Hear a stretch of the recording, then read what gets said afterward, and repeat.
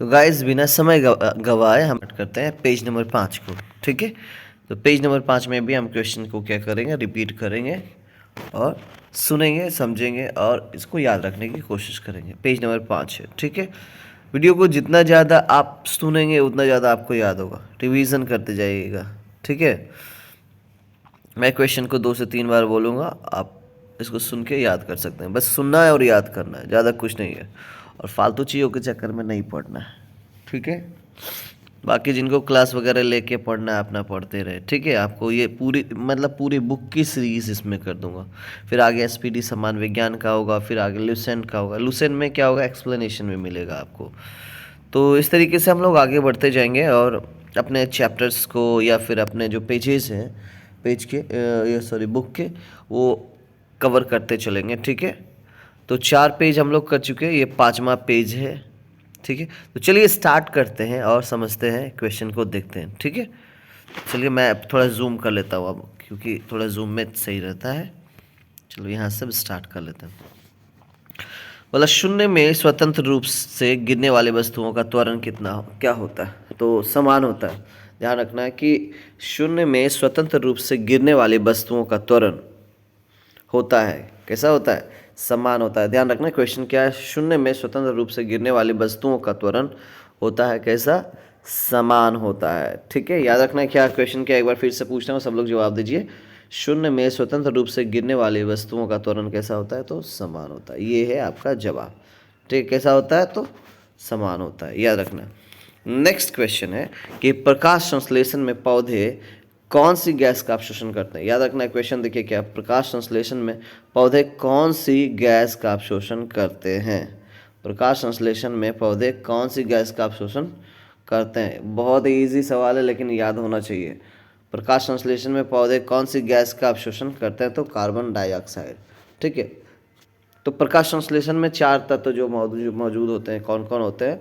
जो प्रकाश संश्लेषण की प्रक्रिया होती है पौधे के पत्ते द्वारा, जो पहला होता है जल, दूसरा होता है कार्बन डाइऑक्साइड, तीसरा होता है सूर्य का प्रकाश, और चौथा जो होता है वो पत्तियों के अंदर होता है, वो होता है क्लोरोफिल।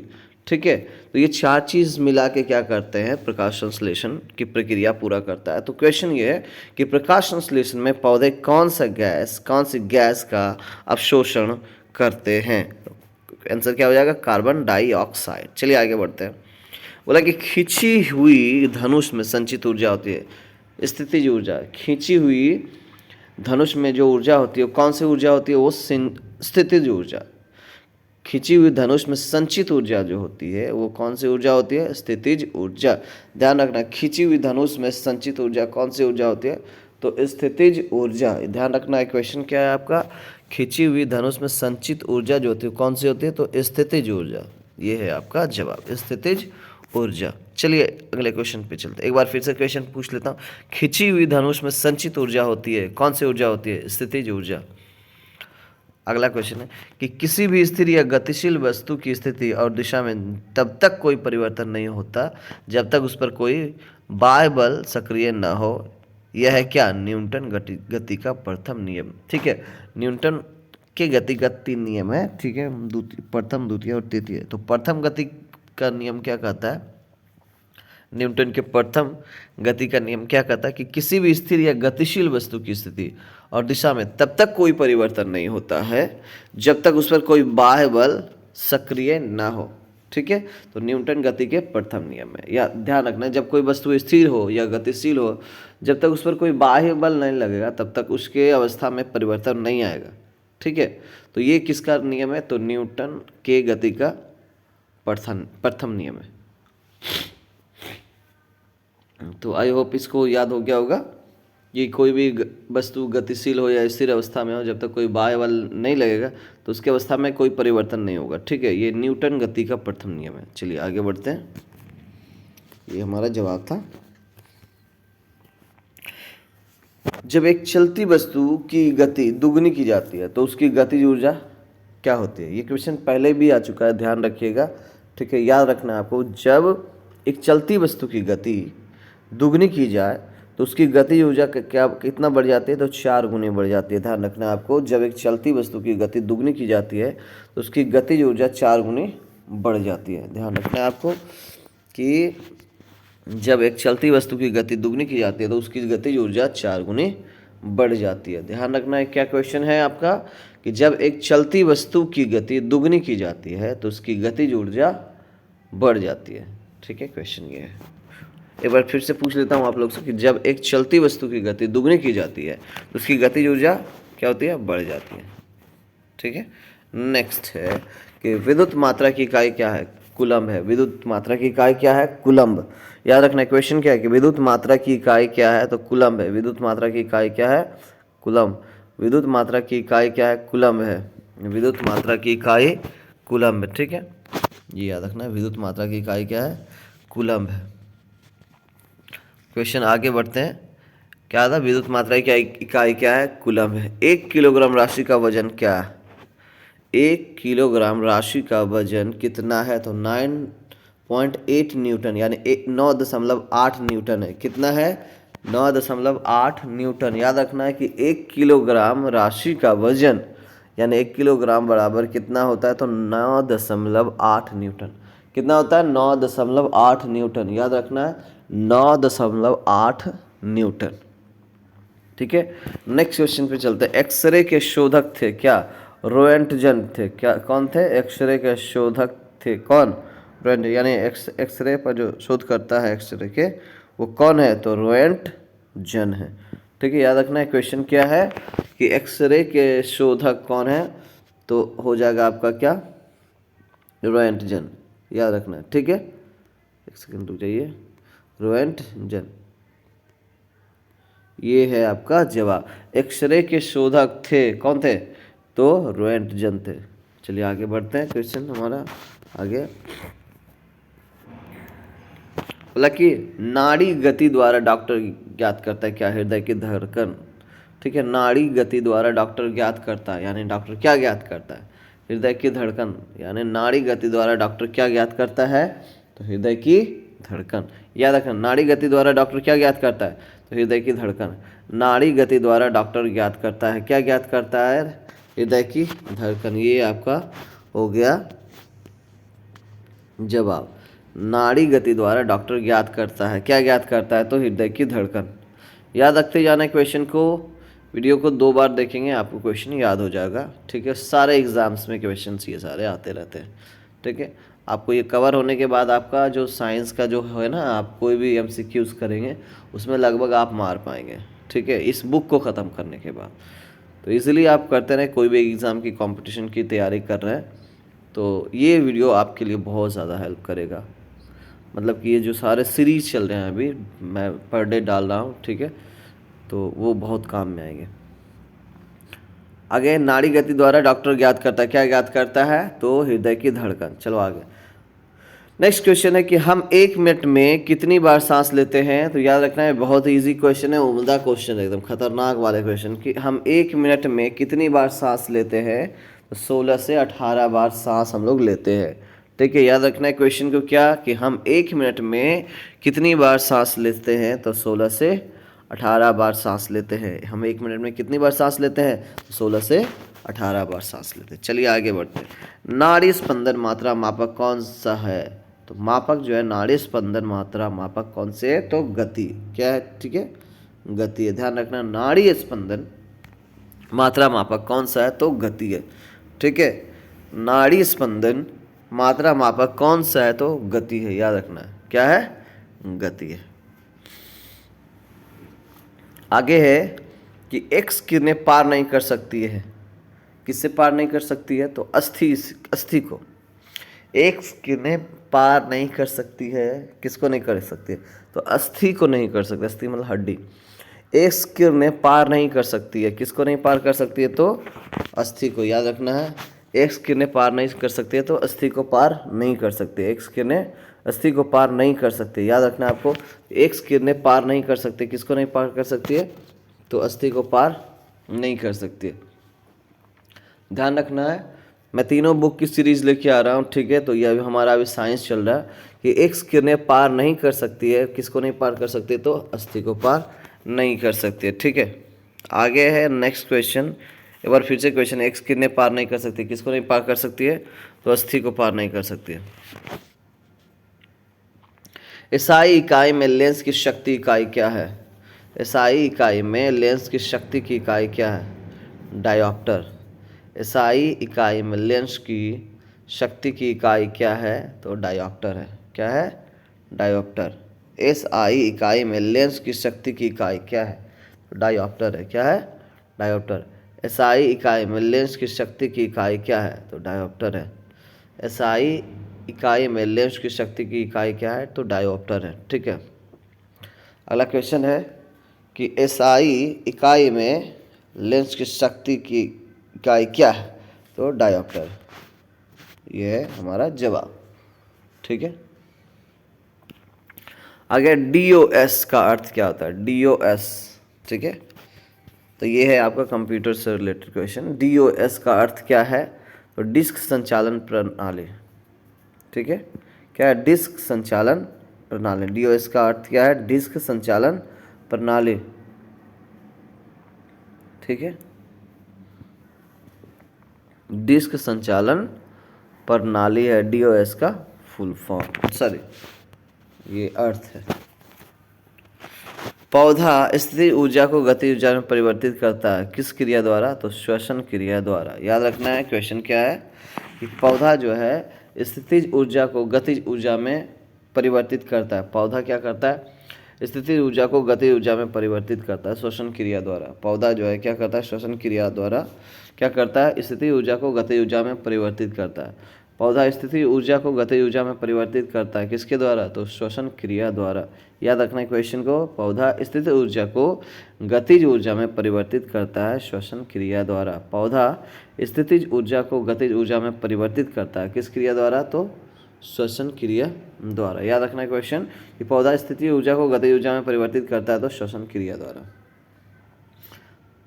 अगला क्वेश्चन कि एक प्रकाश वर्ष यानी दूरी के सबसे दूरी की जो ये दूरी का मात्रक है प्रकाश वर्ष। ठीक है। तो एक प्रकाश वर्ष बराबर कितना मीटर होता है और कितना किलोमीटर होता है ये आपको बताना है कि एक प्रकाश वर्ष बराबर कितना मीटर होता है। तो लिखा हुआ 9.46 × 10⁻15 ये मीटर होता है, लेकिन 2 जीरो घटा देंगे तो क्या हो जाएगा? वो किलोमीटर हो जाएगा। ठीक है कि 9.46 यानी जवाब है ये आपका। ठीक है कि एक प्रकाश वर्ष बराबर कितना किलोमीटर होता है? तो 9.46 × 10⁻12 किलोमीटर यानी 9.46 × 10⁻15 मीटर या फिर 9.46 × 10⁻12 किलोमीटर। तो याद रखना है क्वेश्चन कि एक प्रकाश वर्ष बराबर क्या होता है? तो 9.46 × 10⁻15 मीटर। ठीक है, या 9.46 × 10⁻12 किलोमीटर। याद रखना है क्वेश्चन को। दूरी का सबसे बड़ा मात्रक कौन सा होता है? तो पार्सेक होता है। ठीक है, याद रखना ये भी क्वेश्चन। दूरी का सबसे बड़ा मात्रक क्या होता है? तो पार्सेक। उससे थोड़ा नीचे होता है कितना? एक प्रकाश वर्ष होता है। ठीक है, याद रखना ये दोनों दूरी का सबसे बड़ा मात्रक। आगे है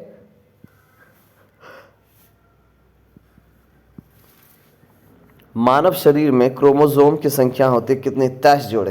ये क्वेश्चन पहले भी हो चुका है, पिछले वीडियो में मैंने देखा था कि मानव शरीर में क्रोमोसोम की संख्या जो होती है वो कितनी होती है? तो 23 जोड़े होती है। मानव शरीर में क्रोमोसोम की संख्या जो होती है वो कितने? 23 जोड़े होते हैं। मानव शरीर में क्रोमोसोम की संख्या कितनी होती है? तो 23 जोड़े होती है। ध्यान रखना ये मानव शरीर में कितने होते हैं? तो 23 जोड़े होते हैं, ध्यान रखना। अगला क्वेश्चन पे चलते हैं हम लोग। मैनोमीटर का उपयोग किया जाता है दाब मापने के लिए। ठीक है, स्पिग्मो मैनोमीटर से बोला जाता है।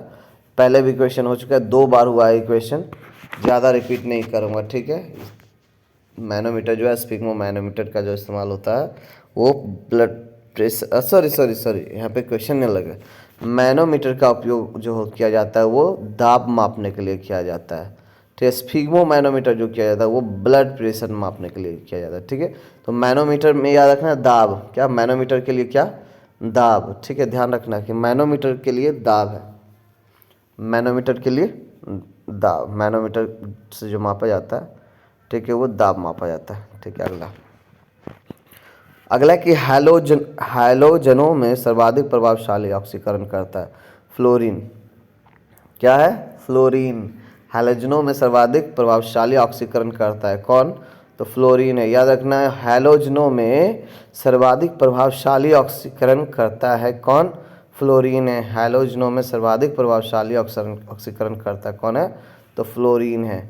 याद, फिर से क्वेश्चन पूछना हो, जवाब दीजिएगा। हैलोजनों में सर्वाधिक प्रभावशाली ऑक्सीकरण करता कौन है? तो वो फ्लोरीन है। याद रखना, हैलोजनों में सर्वाधिक प्रभावशाली ऑक्सीकरण करता कौन है? तो फ्लोरीन है। ये ठीक है, ये हैलोजनों में सबसे सर्वाधिक प्रभावशाली ऑक्सीकरण करता कौन है? तो फ्लोरीन है। ठीक है, याद रखना है, हैलोजनों में सर्वाधिक प्रभावशाली ऑक्सीकरण करता कौन है? तो फ्लोरीन। ठीक है, ये मेरा क्वेश्चन हो गया कंप्लीट। इधर वाले पहला रो हम लोग का कंप्लीट हो चुका। तो जो लोग वीडियो सब्सक्राइब नहीं कर रहे हैं इस चैनल को, प्लीज़ सब्सक्राइब कर लीजिए और वीडियो को अच्छे से देखिए, याद होगा क्वेश्चन। ठीक है, कई सारे एग्ज़ाम हमारे सामने हैं। ट्रे 4 है, ठीक है, ग्रुप डी है, उसके बाद क्या है आपका NTPC है। सारे एग्ज़ाम तो सामने ही है। ठीक है, फिर भी अगर आपको ये वीडियो नहीं अच्छा लग रहा है तो कोई बात नहीं, आपकी इच्छा है। ठीक है, तो वीडियो को देखिए आराम से और सुनिए इसको और याद करिए बस। ठीक है, आगे कि शून्य में स्वतंत्र रूप से गिरने वाली वस्तुओं की त्वरण जो होता है क्या होता है?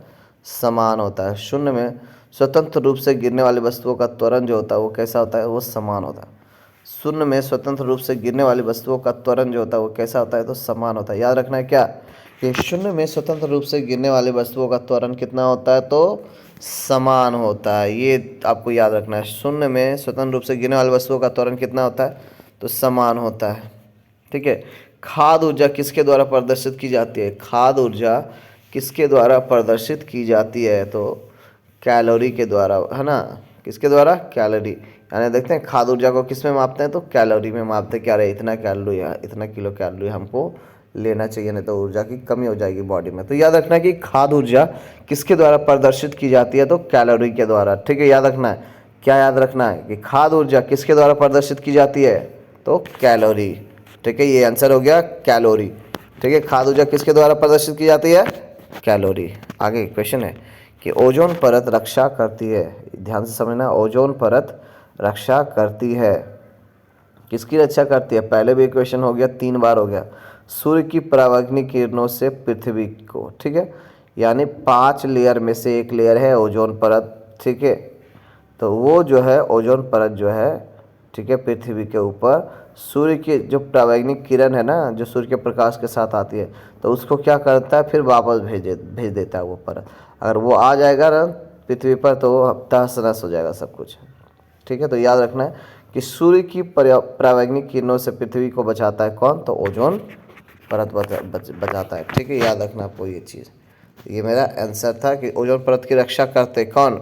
तो सूर्य की परावैंगनिक किरणों से पृथ्वी की। ठीक है, सूर्य की परावैंगनिक किरणों से पृथ्वी की रक्षा कौन करता है? तो ओजोन परत करता है। आगे जो क्वेश्चन कि एक वस्तु का जड़त्व निर्भर करता है उसके द्रव्यमान पर, किस पर? उसके द्रव्यमान पर। एक वस्तु का जड़त्व निर्भर करता है तो किस पर निर्भर करता है? तो उसके द्रव्यमान पर निर्भर करता है। याद रखना कि एक वस्तु का जड़त्व किस पर निर्भर करता है? तो उसके द्रव्यमान पर निर्भर करता है। एक वस्तु का जड़त्व निर्भर करता है, किस पर निर्भर करेगा? तो उसके द्रव्यमान पर निर्भर करेगा। ध्यान रखना कि एक वस्तु का जड़त्व निर्भर करता है, किस पर निर्भर करता है? तो एक वस्तु का जड़त्व निर्भर करता है किस पर? उसके द्रव्यमान पर निर्भर करता है। एक वस्तु का जड़त्व निर्भर करेगा, किस पर निर्भर करेगा? तो उसके द्रव्यमान पर निर्भर करेगा। याद रखना है आपको क्या कि एक वस्तु का जड़त्व निर्भर करता है तो किस पर निर्भर करता है? तो उसके द्रव्यमान पर। आगे का क्वेश्चन है कि डेक्टिलोलॉजी द्वारा किससे संवाद या विचारों का व्यक्त किया जाता है? बधिरों का। किसका? बधिरों का। डेक्टोलॉजी यानी संकेत भाषा द्वारा किससे संवाद या विचारों को व्यक्त किया? बधिरों द्वारा, बधिरों को। ठीक है, ये आप समझ रहे होंगे, जो गूंगा बहरा होता है ना, तो उसके लिए ना ये डेक्टिलोलॉजी, संकेत वाला भाषा जो है, ठीक है, उस यूज़ किया जाता है। तो क्या हो गया? डेक्टिलोलॉजी, किससे संवाद या विचारों का व्यक्त किया जाता है। डैक्टिलोलॉजी द्वारा किससे संवाद या विचारों को व्यक्त किया जाता है? तो बधिरों को। ठीक है, याद रखना, बधिरों को। ये हमारा जवाब हो गया, बधिरों को। डैक्टिलोलॉजी याद रखना, डैक्टिलोलॉजी बधिरों। आगे का क्वेश्चन है कि फैराड डैश की इकाई है। किसकी इकाई है फैराड? धारिता की। तो धारिता की इकाई क्या है? फैराड। देखिए क्वेश्चन अलग टाइप से मैं दे रहा हूँ आपको कि फैराड किसकी इकाई है? तो क्या याद रखना है? धारिता की। ठीक है, फैराड किसकी इकाई है? तो धारिता की। फैराड किसकी इकाई है? तो धारिता की। याद रखना है क्वेश्चन कि फैराड जो है किसकी इकाई है? तो धारिता की, है कि नहीं? समझ में आया क्वेश्चन कि फैराड किसकी इकाई है? तो धारिता की। आगे बढ़ते हैं और क्वेश्चन को समझते हैं। बोला कि कौन सी बीमारी बैक्टीरिया के संक्रमण के कारण होता है? तो कौन सी बीमारी जो है बैक्टीरिया के संक्रमण के कारण होता है? तो टिटनेस। क्या होता है? टिटनेस। बहुत डेंजर बीमारी है भाई। कौन सी बीमारी बैक्टीरिया के संक्रमण के कारण होता है? टिटनेस। यानी आपको जो कट फट जाता है ना, जैसे मान लो जंग लगा हुआ, लोहा आपके पैर में गड़ गया या कांटी गड़ गया, ठीक है, या शीशा गड़ गया, ठीक है, तो हमें क्या करना होता है कि इस समय हमें ना टेटनस की सुई लेना चाहिए। ठीक है, नहीं तो क्या होगा, बैक्टीरिया से संक्रमण हो जाएगा और संक्रमण होने से क्या होता है, पूरे उस एरिया को क्या करेगा, धीरे धीरे गला देगा। ठीक है, तो बहुत ही डेंजर बीमारी, इसीलिए जब कट फट जाता है किसी चीज़ के द्वारा तो हम बोलते हैं कि टिटनस की सुई ले लो, जिससे क्या होता है, वो बैक्टीरिया वहाँ का मर जाता है। ठीक है, तो याद रखने की कौन सी बीमारी बैक्टीरिया के संक्रमण के कारण होता है? तो क्या हो जाएगा? टिटनस। क्या हो जाएगा? टिटनस। कौन सी बीमारी बैक्टीरिया के संक्रमण के कारण होता है? आंसर रखना है टिटनस। ठीक है,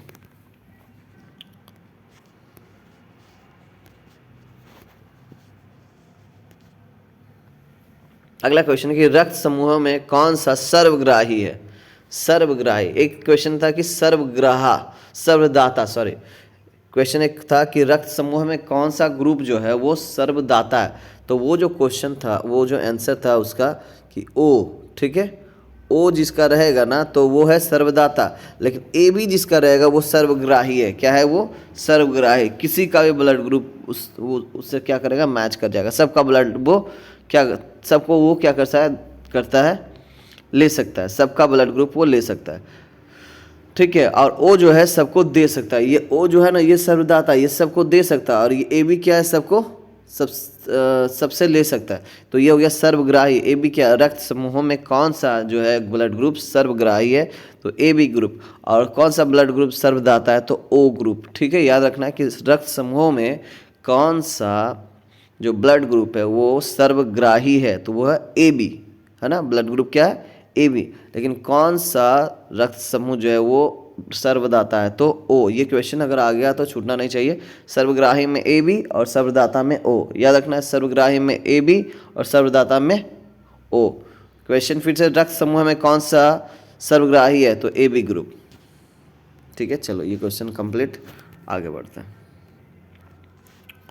आगे बोला है कि मनुष्य के हृदय की समान स्पंदन गति कितना, गति प्रति मिनट कितना? 72 बार। दो क्वेश्चन इससे रिलेटेड हो गया आपका। देखिए, जैसे एक होता है कि मनुष्य एक बार में कितनी बार सांस लेता है 1 मिनट में? तो 18 से 20 बार। ठीक है, ऐसा करके हम लोग करते हैं। ठीक है, लेकिन मनुष्य के हृदय की समान स्पंदन गति कितने होते हैं? तो 72 बार। ठीक है, 72 मिनट, सॉरी 72 प्रति मिनट, 72 बार प्रति मिनट। 1 मिनट में 72 बार। ठीक है, याद रखना, 1 मिनट में कितना बार? 72 बार। ठीक है, इतनी बार क्या होता है, धड़कन धड़कता है। ठीक है, तो मनुष्य के हृदय की सामान्य स्पंदन गति प्रति मिनट कितनी बार? तो प्रति मिनट 72 बार। यानी कहने का मतलब ये कि 1 मिनट में मनुष्य का जो दिल है, हृदय है, वो कितनी बार धड़कता है? तो 72 बार धड़कता है। याद रखना है क्वेश्चन कि मनुष्य के हृदय की समान स्पंदन गति प्रति मिनट 72 बार धड़कता है। मनुष्य के हृदय की समान स्पंदन गति प्रति मिनट कितनी बार है? तो वो है 72 बार।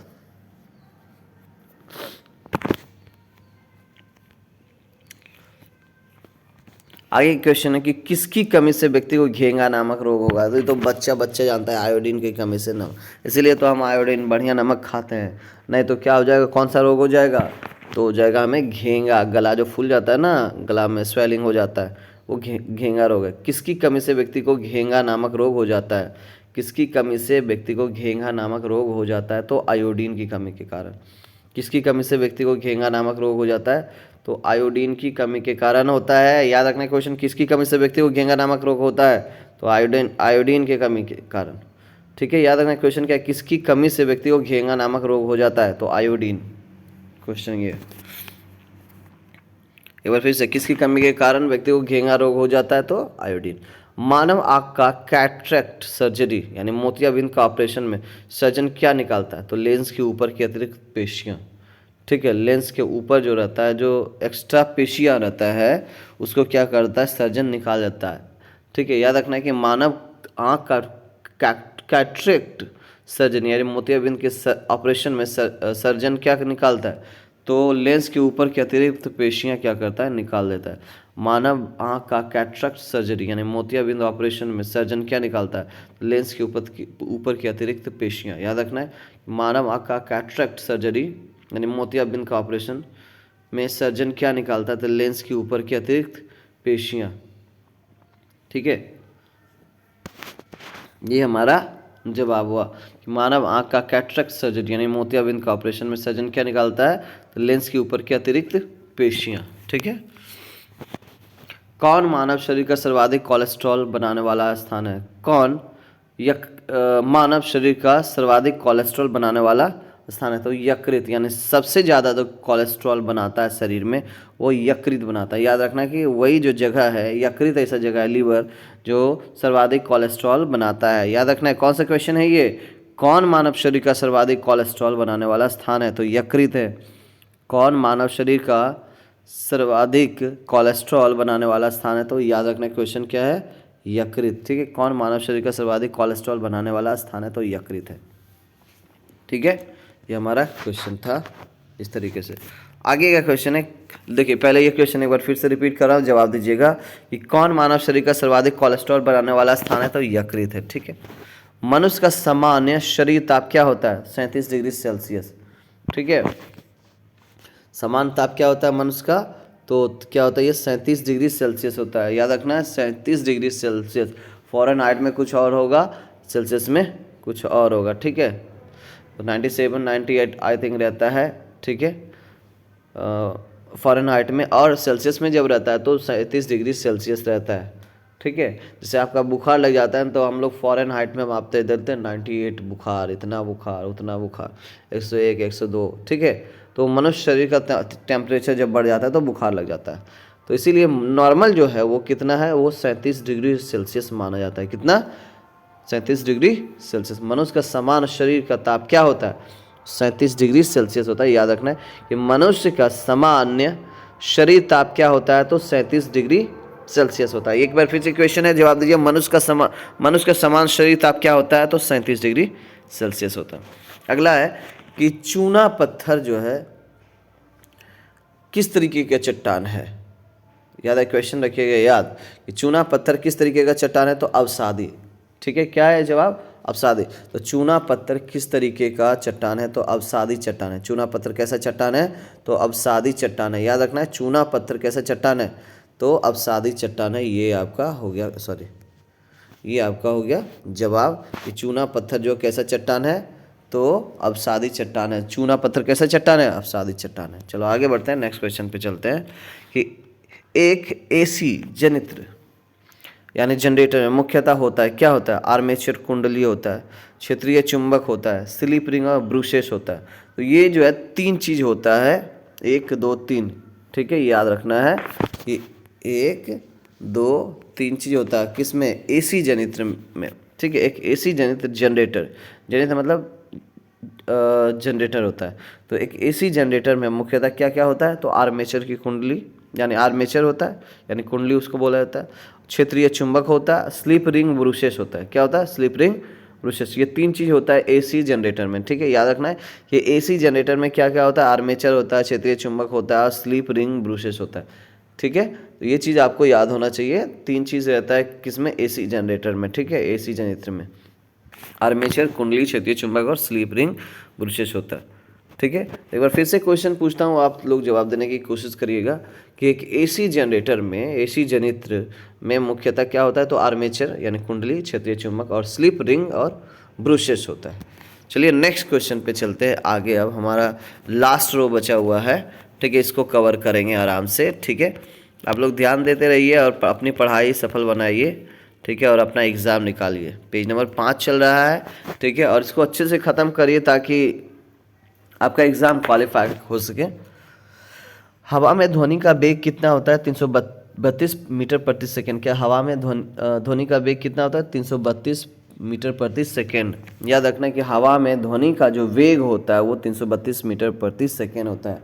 क्या है क्वेश्चन? हवा में ध्वनि का वेग कितना? तो 332 मीटर प्रति सेकंड।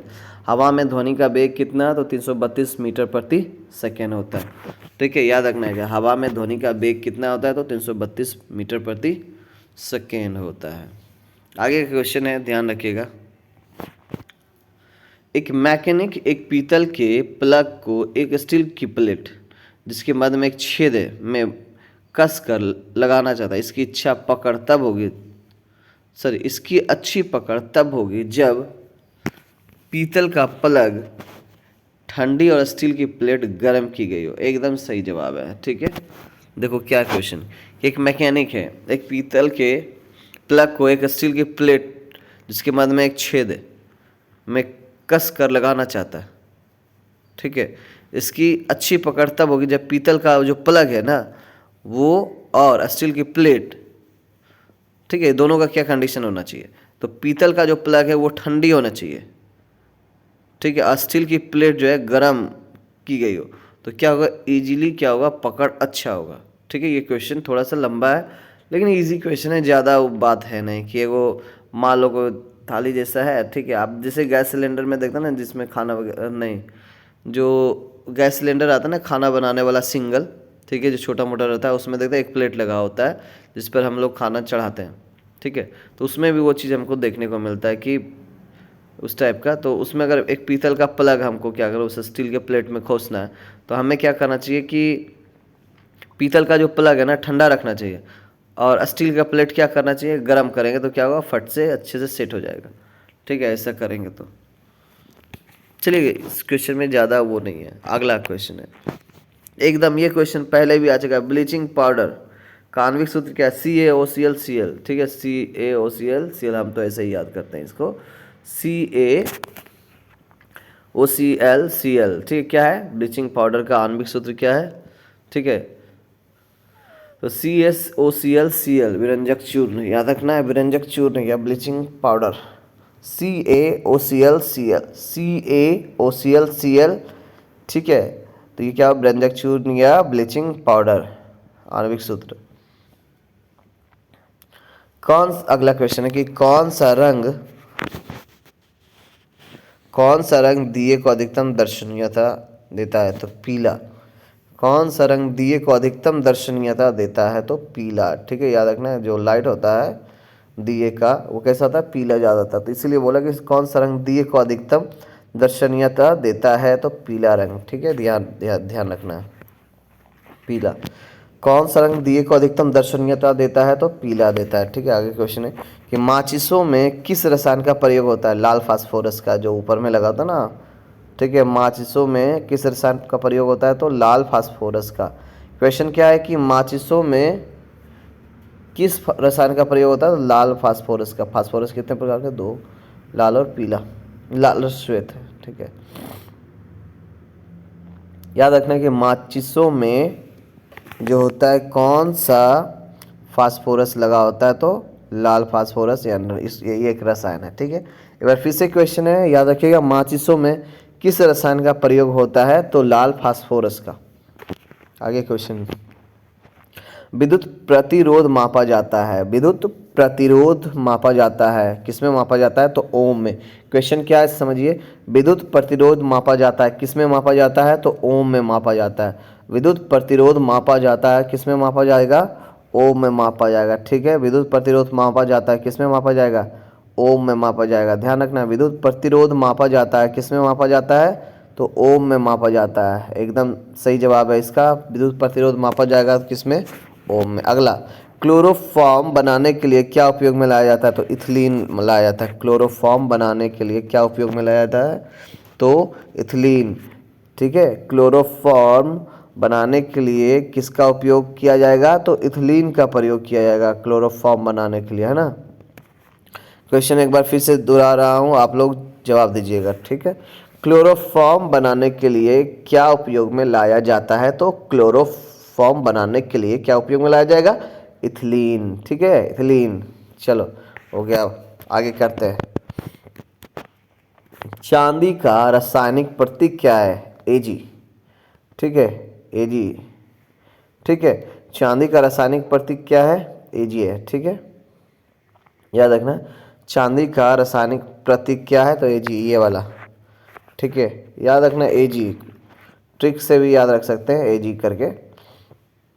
चांदी का रासायनिक प्रतीक क्या है? तो Ag है, ठीक है। चांदी का रासायनिक प्रतीक क्या होगा? Ag होगा, ठीक है। आप इसको याद रखते हैं Ag से। आप ट्रिक जो बनाना होगा बना लीजिए। Ag सुनिए ना, है ना। चांदी का सामान लाइए ना, चांदी का पायल लाइए ना, तो ऐसा वाला Ag आप रख सकते हैं, चांदी Ag, ठीक है, इस तरीके से। जितनी ऊंची आवाज़ उतनी ऊंची होगी उसकी क्या? आवृत्ति, ठीक है। जितनी ऊंची आवाज़ होगी उतनी ऊंची उसकी क्या होगी? आवृत्ति होगी। तो ऊंची आवाज़ आवृत्ति, आवाज़ आवृत्ति क्वेश्चन है ये। ऊंची देखिए उस शॉर्टकट है इसका, सर शॉर्टकट नहीं, ट्रिक है। है ना, ये आवृत्ति हो गया, ठीक है। यानी जितनी ऊंची आवाज़ रहेगी उसकी उतनी ही ऊंची आवृत्ति रहेगी, ठीक है। याद रखना कि जितनी ऊंची आवाज़ रहेगी उतनी ही ऊंची आवृत्ति होगी। याद रखना, जितनी ऊंची आवाज़ रहेगी उसकी उतनी ऊंची क्या होगी? उसकी आवृत्ति होगी। तो आवृत्ति ऊंची होने का कारण क्या है? ऊंची आवाज़, ठीक है। संगीत में मैं संगीत का वीडियो बनाने वाला हूँ, ठीक है, कुछ समय बाद, ठीक है, क्योंकि मेरा एक सब्जेक्ट संगीत से भी है। तो उसमें मैं ये करने वाला हूँ कि संगीत से रिलेटेड जितने भी क्वेश्चंस आ रहे हैं मैं उसके भी वीडियो बनाने वाला हूँ। मैं 3 लोगों का क्लास देख चुका हूँ, ठीक है, पेड क्लासेस लेकर देख चुका हूँ, ठीक है। कुछ नहीं रहता है, सिर्फ उसमें जो है ना, जो यूट्यूब पे पढ़ा रहे हैं वही सारा उसमें भी ऐड किया हुआ है, सारे वीडियो वही मैं देख रहा हूँ, ठीक है। 3 व्यक्ति हैं, ठीक है, अच्छा ही पढ़ाते हैं अपने हिसाब से, सब ठीक पढ़ाते हैं, ठीक है। पहला है दीपा मैम, ठीक है, और दूसरा एक रजनीकांत सर है जिसका म्यूजिक गैंगवे है, ठीक है, और संगीत शिक्षक है ना, वो पढ़ाते हैं दीपा मैम। एक और है जीना नॉलेज करके है, वो भी म्यूजिक पढ़ाते हैं अच्छा। और एक है और है जिसका नाम जो NCERTs वगैरह पढ़ाते हैं वो भी। तो मैं तीनों को देख चुका हूँ, तीनों को देख रहा हूँ, ठीक है। अच्छे वीडियोस रहते हैं, उनके क्वेश्चंस अच्छे रहते हैं, ठीक है। चलिए कोई बात नहीं, आगे बढ़ते हैं। तो जितनी ऊंची आवाज़ उतनी ऊंची होगी क्या? उसकी आवृत्ति होगी। आगे, सबसे कम तरंग लंबाई किरणें होते किसके? गामा किरणों की, ध्यान रखना है, ठीक है। गामा किरणें की जो तरंग लंबाई होती है वो सबसे कम होती है, ठीक है। सबसे कम तरंग लंबाई वाली किरणें कौन है? तो गामा किरण, ठीक है। सबसे कम तरंग लंबाई वाली किरणें कौन है? तो गामा किरणें हैं। सबसे कम तरंग लंबाई वाली किरणें कौन है? तो गामा किरणें। याद रखना, सबसे कम तरंग लंबाई वाली किरणें हैं तो है गामा किरणें, ठीक है, याद रखना। सबसे कम तरंग वाली लंबाई वाली किरणें कौन सी है? तो गामा किरणें हैं, ध्यान रखना। अगला, किसके इलाज में कोमोथेरेपी का उपयोग किया जाता है? तो कैंसर। किसके इलाज में कोमोथेरेपी का उपयोग किया जाता है? कोमोथेरेपी कैंसर, याद रखना है ट्रिक में। कैमोथेरेपी, सॉरी कैमोथेरेपी था, कैमोथेरेपी कैंसर। तो किसके इलाज में कैमोथेरेपी का प्रयोग किया जाएगा? तो कैंसर में। याद रखना क्वेश्चन क्या है? किसके इलाज में कैमोथेरेपी का उपयोग किया जाता है? तो कैंसर में किया जाता है। याद रखना क्वेश्चन क्या है? किसके इलाज में कैमोथेरेपी का उपयोग किया जाता है? तो कैंसर। जवाब होगा आपका कैंसर, ठीक है, ये आपका जवाब होगा। हैलोजन जो कांच पर प्रवाह करती है वो क्या करती है? ब्रोमीन। हैलोजन जो कांच पर प्रहार करती है तो ब्रोमीन है। हैलोजन जो कांच पर प्रहार करती है क्या है? ब्रोमीन है। हैलोजन जो कांच पर प्रहार करती है वो क्या है? ब्रोमीन है, ठीक है। केमोथेरेपी को याद रखिएगा, कैंसर, ठीक है। हैलोजन जो कांच पर प्रहार करती है वो क्या है? ब्रोमीन है, ठीक है। हैलोजन जो कांच पर प्रहार करती है वो क्या है? ब्रोमीन है। याद रखना, हैलोजन जो कांच पर प्रहार करती है वो क्या है? ब्रोमीन है। अगला क्वेश्चन है कि मानव नेत्र की दूर दृष्टि दोष को कहा जाता है। ठीक, क्या कहा है? हाइपर मेट्रोपिया। क्या कहा जाता है? हाइपर मेट्रोपिया कहा जाता है। मानव नेत्र के दूर दृष्टि दोष को क्या कहा जाता है? तो हाइपर मेट्रोपिया कहा जाता है। हाइपर मेट्रोपिया, मानव नेत्र की दूर दृष्टि दोष को क्या कहा जाता है? तो हाइपर मेट्रोपिया कहा जाता है। मानव नेत्र की दूर दृष्टि दोष को क्या कहा जाता है? तो हाइपर मेट्रोपिया। याद रखना क्वेश्चन क्या है कि मानव नेत्र की दूर दृष्टि को कहा जाता है हाइपर मेट्रोपिया। क्या कहा जाता है? हाइपर मेट्रोपिया। किसको? दूर दृष्टि दोष को क्या कहा जाता है? हाइपर मेट्रोपिया। दूर दृष्टि दोष को क्या कहा जाएगा? तो हाइपर मेट्रोपिया कहा जाता है। ये वाला तो जवाब हो गया। अगला है कि एक रूप चुंबकीय क्षेत्र में बल की रेखाएं आपस में क्या होती है? समांतर होता है। याद रखना, ये भी क्वेश्चन पूछा गया है, इंपॉर्टेंट है। एक रूप चुंबकीय क्षेत्र में बल की रेखाएं आपस में कैसी होती है? समानांतर होती है। ठीक है, याद रखना है, समानांतर होती है। एक रूप चुंबकीय क्षेत्र में बल की रेखाएं आपस में कैसी होती हैं? समानांतर होती है। एक रूप से समानांतर याद रखना है। ठीक है, एक रूप से याद रखना है क्या? समानांतर। एक रूप चुंबकीय क्षेत्र में बल की रेखाएं आपस में कैसी होती है? तो समानांतर होती है। ध्यान रखना ये क्वेश्चन को। ठीक है, आगे बढ़ते हैं। अब एक रूप चुंबकीय क्षेत्र में बल की रेखाएं कैसी होती है आपस में? तो आपस में जो होती है वो समानांतर होती है। अगला क्वेश्चन है कि अक्रिय गैस परमाणु का सबसे बाहरी कक्षा में कितने इलेक्ट्रॉन होते हैं? तो आपको याद रखना है 8 इलेक्ट्रॉन होते हैं। कितने इलेक्ट्रॉन होते हैं? केमिस्ट्री का क्वेश्चन है ये। अक्रिय गैस परमाणुओं के सबसे बाहरी कक्षा में कितने इलेक्ट्रॉन होते हैं? याद रखना 8। अक्रिय गैस परमाणु में सबसे बाहरी कक्षा में कितने इलेक्ट्रॉन होते हैं? तो 8 होते हैं। ठीक है, 8 होते हैं। याद रखना, अक्रिय गैस परमाणुओं के सबसे बाहरी कक्षा में कितने इलेक्ट्रॉन होते हैं? तो 8 इलेक्ट्रॉन होते हैं। एक चलती हुई कार और एक रेल इंजन दोनों में समान गतिज ऊर्जा है। एक चलती हुई कार और एक रेल इंजन दोनों में समान गतिज ऊर्जा है। किसका संवेग ज़्यादा होगा? तो रेल इंजन का। याद रखना है, रेल इंजन का संवेग जो होगा वो ज़्यादा होगा। एक चलती हुई कार और एक रेल इंजन दोनों में समान गतिज ऊर्जा है। किसका संवेग ज़्यादा होगा? रेल इंजन का ज़्यादा होगा। ठीक है, याद रखना है, एक चलती हुई कार और एक रेल इंजन दोनों में समान गतिज ऊर्जा है। किसका संवेग ज़्यादा होगा? ठीक है, तो संवेग किसका ज़्यादा होगा? तो वो होगा रेल इंजन, क्योंकि रेल इंजन भारी होगा इसलिए। एक चलती हुई कार और एक रेल इंजन दोनों में समान गतिज ऊर्जा है। किसका संवेग ज़्यादा होगा? तो रेल इंजन का संवेग जो होगा ज़्यादा होगा, क्योंकि उसका वजन ज़्यादा है। ठीक है, भार ज़्यादा इसलिए। ठीक है, और कार का जो भार है इंजन से काफ़ी कम है, इसीलिए रेल इंजन का संवेग क्या होगा? ज़्यादा होगा। क्वेश्चन एक बार फिर से रिपीट करता हूँ, जवाब दीजिए कि एक चलती हुई कार और एक रेल इंजन दोनों में समान गति ऊर्जा है, लेकिन संवेग किसका ज़्यादा होगा? तो रेल इंजन का होगा। अगला क्वेश्चन है कि साधारण मशीन की क्षमता सामान्यतः दर्शाई जाती है किलोवाट में। किसमें? किलोवाट में। याद रखना है क्वेश्चन क्या है कि साधारण मशीन की क्षमता सामान्यतः दर्शाई जाती है। किसमें दर्शाई जाएगी? तो किलोवाट में दर्शाई जाएगी। ध्यान रखना है क्वेश्चन क्या है कि साधारण मशीन की क्षमता सामान्यतः दर्शाई जाती है किलोवाट में। ठीक है, साधारण मशीन की क्षमता सामान्यतः दर्शाई जाती है किलोवाट में दर्शाई जाती है। साधारण मशीन की क्षमता सामान्यतः दर्शाई जाती है किसमें? तो किलोवाट में दर्शाई जाएगी। ठीक है, एक बार फिर से क्वेश्चन है, साधारण मशीन की क्षमता सामान्यतः दर्शाई जाती है किसमें दर्शाई जाएगी? तो किलोवाट में दर्शाएगी। ठीक है, देखिए ये हमारा लगता है 5वां पेज जो है कंप्लीट हो गया। तो नेक्स्ट वीडियो में हम लेके आएंगे पेज नंबर 6 को। ठीक है, याद रखिएगा, और आप लोग इस चैनल को सब्सक्राइब कर लीजिए, आपको नए नए नोटिफिकेशन मिलते रहेंगे और भी चीज़ों के नोटिफिकेशन मिलते रहेंगे। ठीक है, तो ये हमारा जो सीरीज चल रहा है, ये हमारा सीरीज चल रहा है रेलवे सम्मान विज्ञान का। इसको ख़त्म करने के बाद नहीं तो साथ साथ में ही आपका चलेगा एसपीडी सम्मान ज्ञान का भी, और साथ में लूसेंट का भी चलेगा। ठीक है, ये तीनों का चलेगा। ठीक है, तो याद रखिएगा, मैं पहले ही बता दिया कि ये तीनों इम्पोर्टेंट किताब है। ठीक है, अगर ये तीनों किताब को आप ख़त्म कर लेते हैं तो आपके कई सारे एग्ज़ाम ऐसे ही चुटकियों में निकल सकते हैं, जीके जीएस वाले पॉइंट।